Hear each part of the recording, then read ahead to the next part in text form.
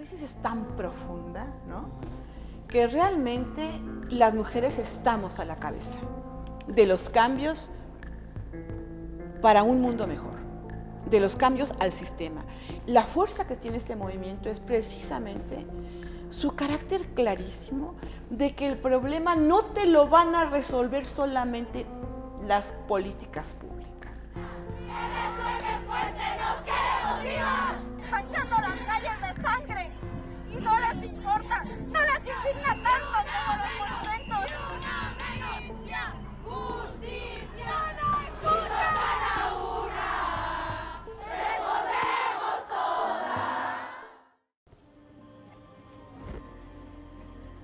Amigos y amigas del Sol de México, me llamo Sara Lovera, soy periodista y soy directora del portal informativo cenmexico.mx. Como ustedes saben, estamos en esta campaña de los 111 años desde que festejamos, conmemoramos, celebramos el 8 de marzo.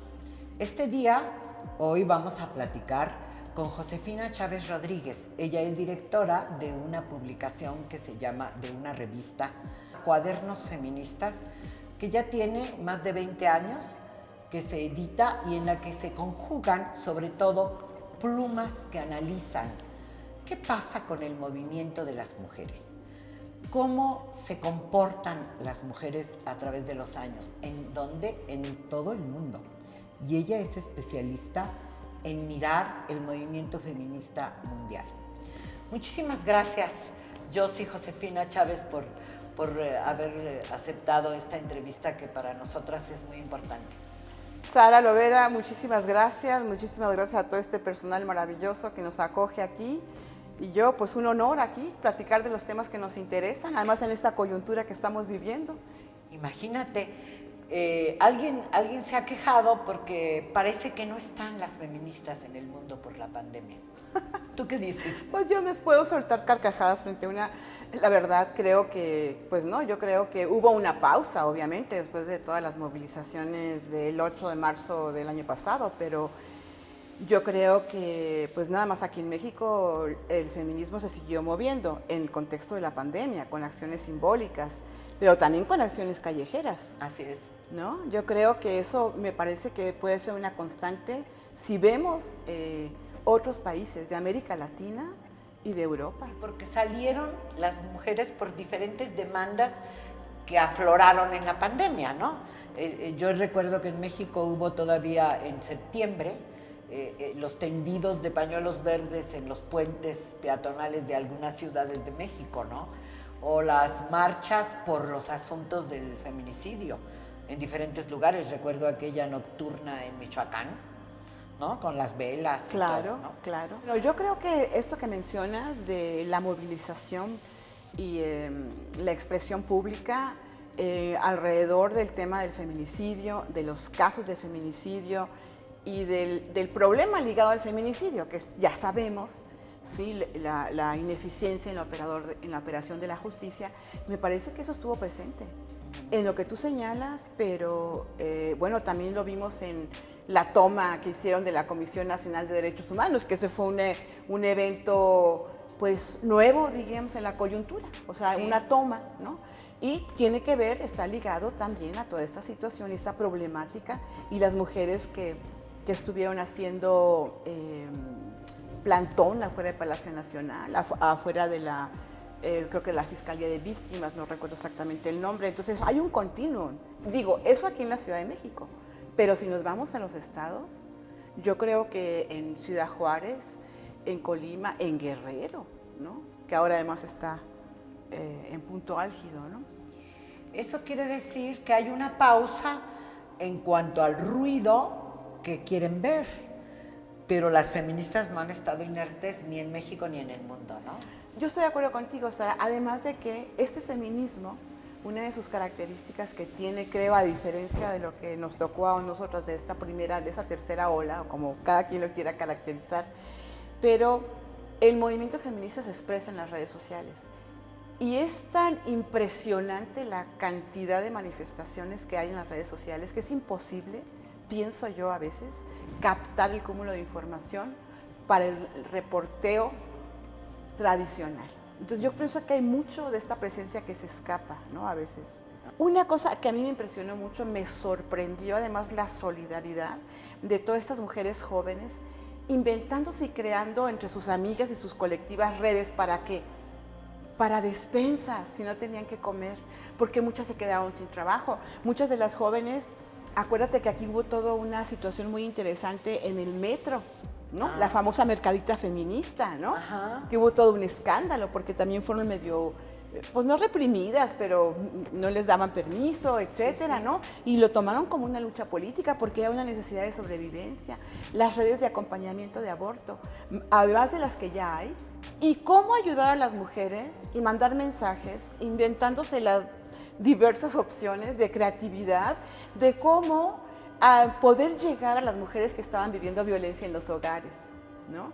Cómo canalizarlas, qué información darles, más allá de las instituciones. Entonces yo por eso digo que el feminismo no ha parado, que el movimiento no ha parado. Obviamente el confinamiento social pues nos trajo una situación inédita en el mundo, ¿no?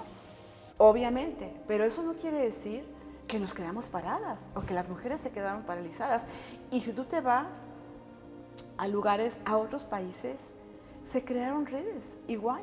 O sea, creo que lo mismo que ha pasado en México ocurrió en otros países y pienso que a lo mejor en algunos otros con más fuerza. Yo creo que esa parte hay que decirlo, ¿no? Hay que rescatarlo, porque para nosotras las mexicanas fue una cosa terrible la pandemia. Bueno, para todo el mundo, pero particularmente en lo que tú querías referirnos a México. El 8 de marzo estábamos en las calles con la sorpresa en la cara de vernos miles en una movilización histórica, Sara. Lo hemos comentado, nunca en la lucha de la historia de las mujeres en México, la más grande que tenemos referencia, y esa historia tú te la sabes muy bien, es en la época de la lucha por el voto, las sufragistas mexicanas. Que tomaban el Zócalo cada tercer ¿No? día. Sí, claro. que se pusieron en huelga y que mucha gente se les olvida que Tomaron hubo una huelga. la casa del presidente de la ¿no? República, claro. O sea, ¿no? Que hacían candidaturas independientes, ¿no? Confrontando la legislación ilegalmente, o sea, que tuvieron una práctica. La gente ahora nos pone de ejemplo cómo actuaban las sufragistas en Reino Unido. No, aquí en México. No se les olvida.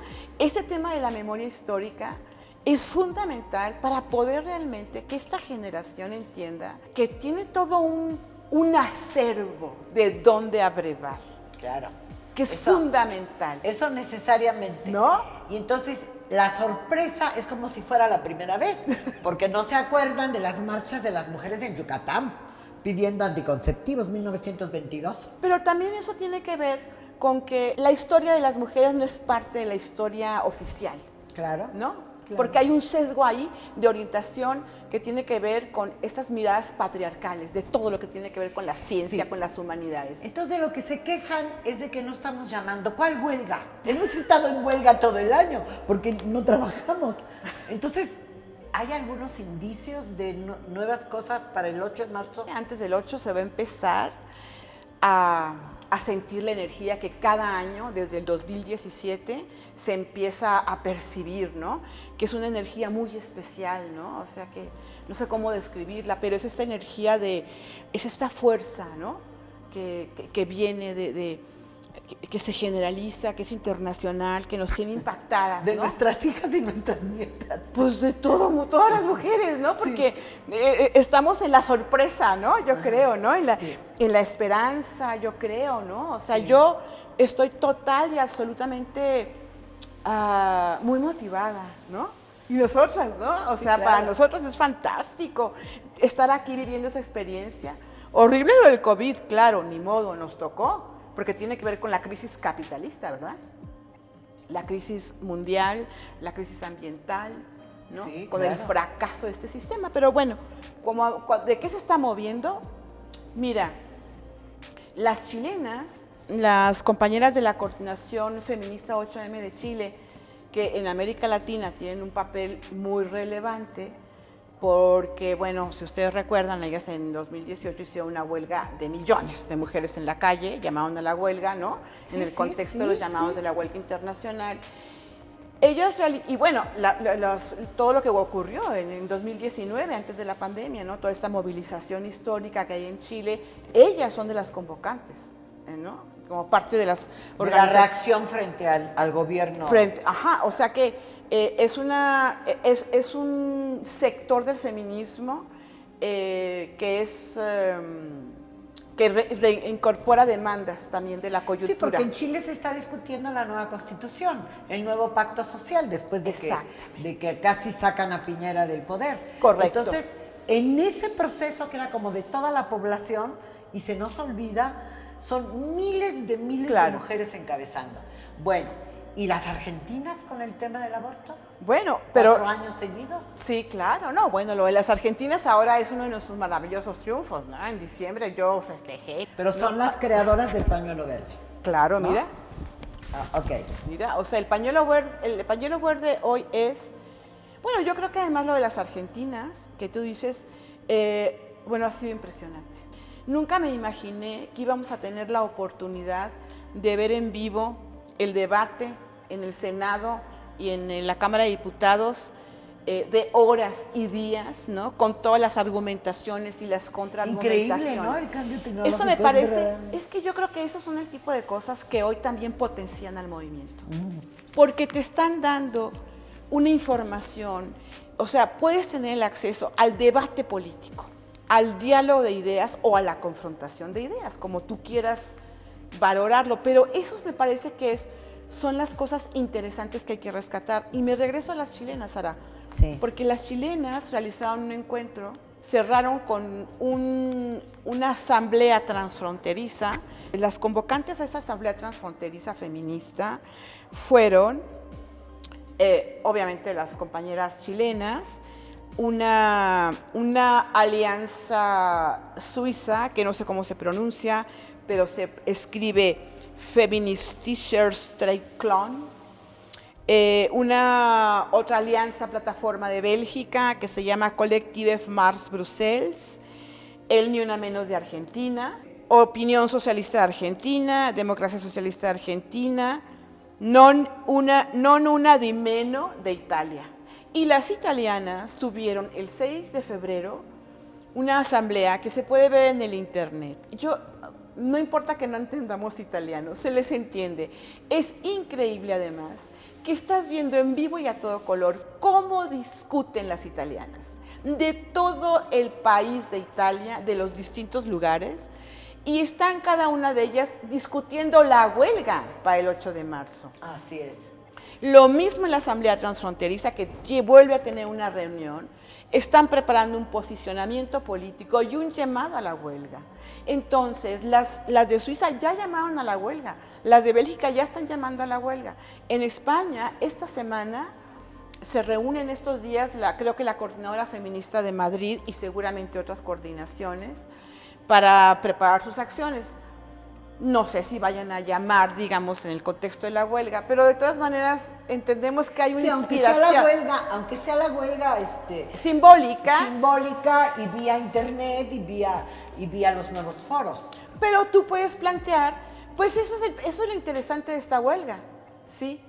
O sea, no es de que, o sea, ¿qué tú puedes hacer de solidaridad con la huelga si tú no puedes salir a la calle? No, bueno, puedes hacer muchas cosas, ¿no? Las chilenas dicen, tienen un manual, se meten a su sitio, tienen un libro que dice, nosotros tenemos 100 maneras de que todas podemos hacer huelga y manifestarnos ese día. O sea, cualquier mujer se puede manifestar desde donde esté, en cualquier país, ¿no? O sea, si tú te quieres suscribir al llamado a la huelga, ¿sí? Y no puedes ir a la marcha porque no te vas a arriesgar, aquí en México, en la Ciudad de México, las compañeras de la Coordinación 8M están convocando una marcha. Así es. Ya convocaron, y a la huelga, y ya convocaron, se sitúan en la convocatoria de la huelga. Y sus demandas aquí, pues bueno, son las demandas de esta coordinación en la Ciudad de México contra las violencias machistas, obviamente, ¿verdad? Eso nos atraviesa a todas en el mundo. Contra la precarización laboral, digo, acentuado con la pandemia, por el derecho a decidir, ¿no? Obviamente, contra la criminalización a la protesta de las mujeres, porque hemos tenido este año, sorpresivamente, Sara, un elemento nuevo. Ahora las movilizaciones de las mujeres son reprimidas.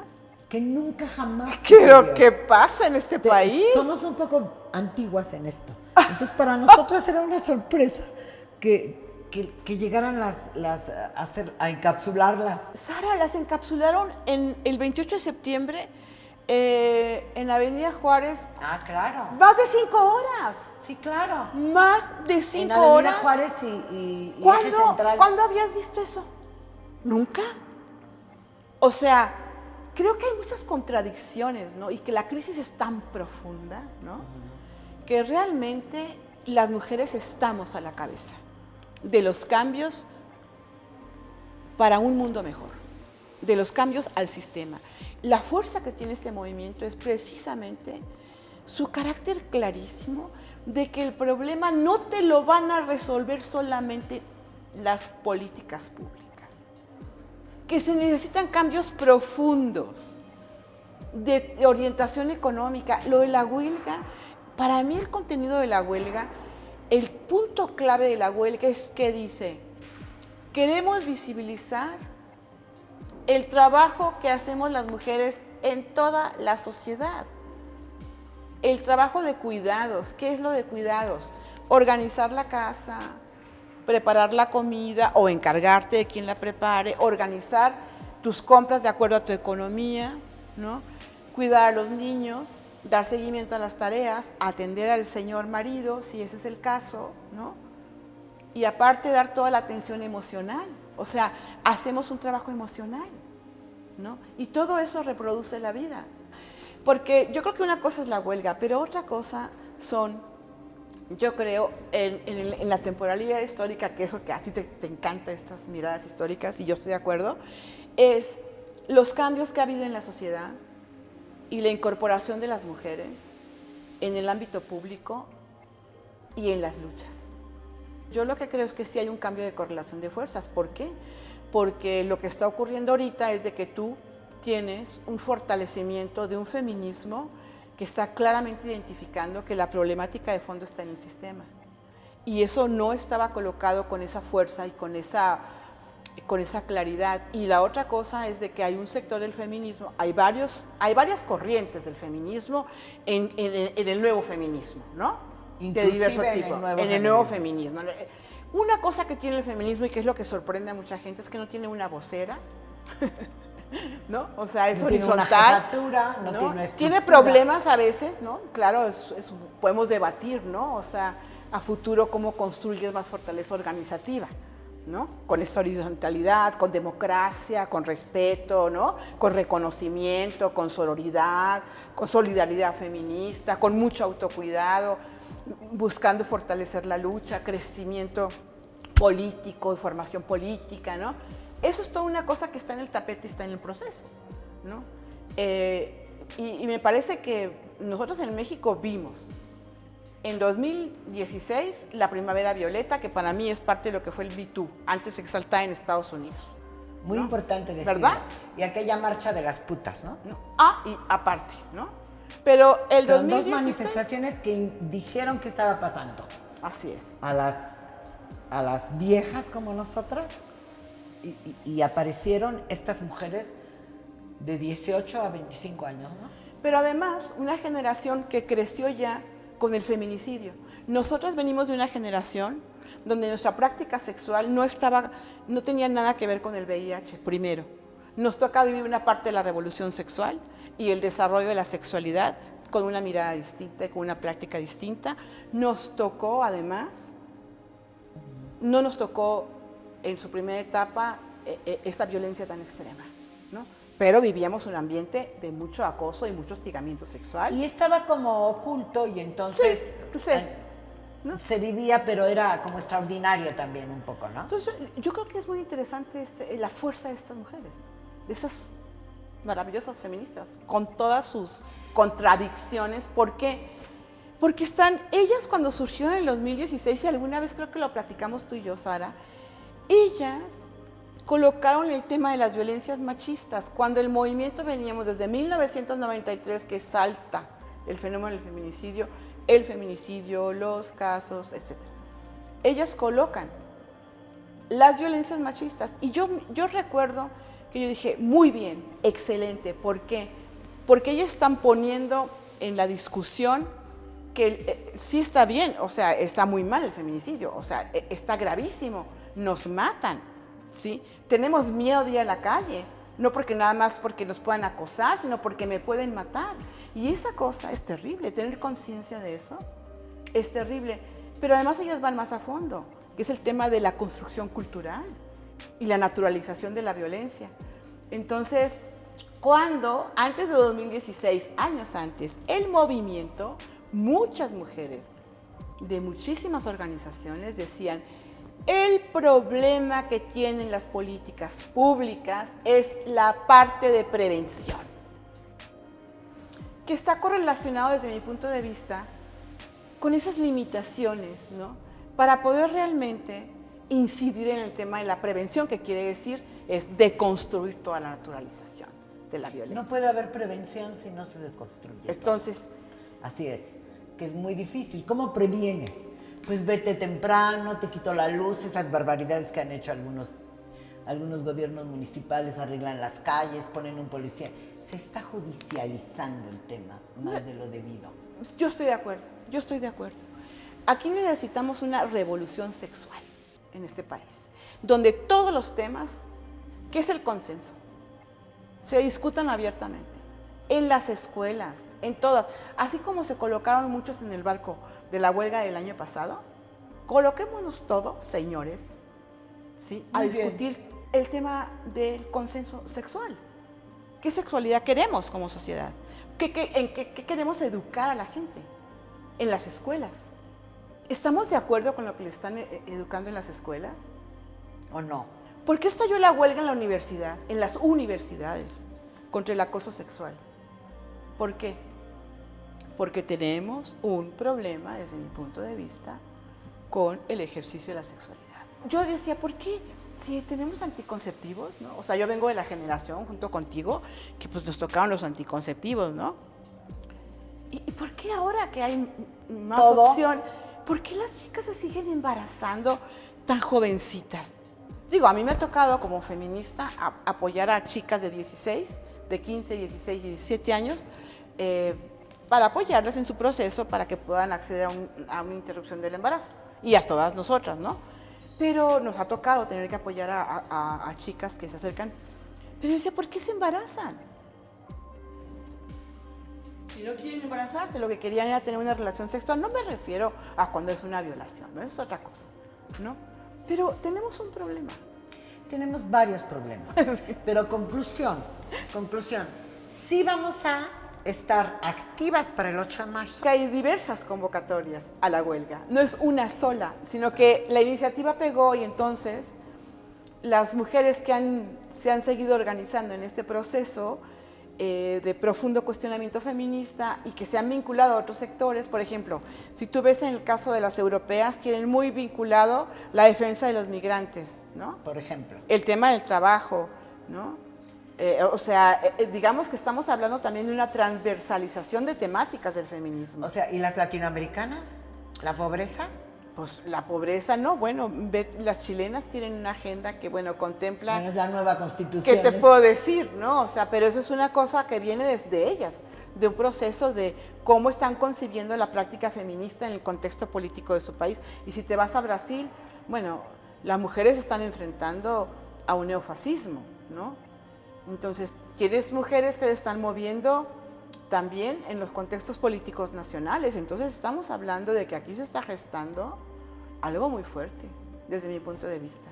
Y nosotras, las mujeres, me incluyo, digo modestamente, mi granito de arena, estamos a la cabeza de las luchas sociales en el mundo. Y eso hay que reconocerlo. Y es un cambio trascendente. Es un cambio histórico, desde mi punto de vista, Sara. No, a lo mejor no lo vemos, ¿verdad? Y yo espero que se fortalezca, porque en este contexto de la pandemia, sí, es muy grave, porque al rato puede venir otro virus, ¿no? Entonces sí tenemos que meternos duro con la pandemia, porque tenemos que exigir cuentas al sector salud, tenemos que exigir que realmente se profundicen los cambios, tenemos que exigir que realmente se avance en la investigación científica, porque lo que se viene en el mundo, producto de todas las crisis juntas, ¿no? Ahorita tenemos en el horizonte la crisis económica y eso que requiere mayor organización. Para nosotras no nos va a quedar más que ayudarnos entre nosotras. porque va a haber más desempleo, pues tenemos que seguir juntas adelante, ¿no? Yo creo que ese es el punto clave de todo esto, ¿no? Y yo, pues, yo me voy a sumar a la huelga, tú también, ¿verdad? Y ustedes, Sí. todos los equipos que están aquí del Sol de México apoyando este esfuerzo, ¿no? Muy bien. Pues nos vamos todas a la huelga, compañeras.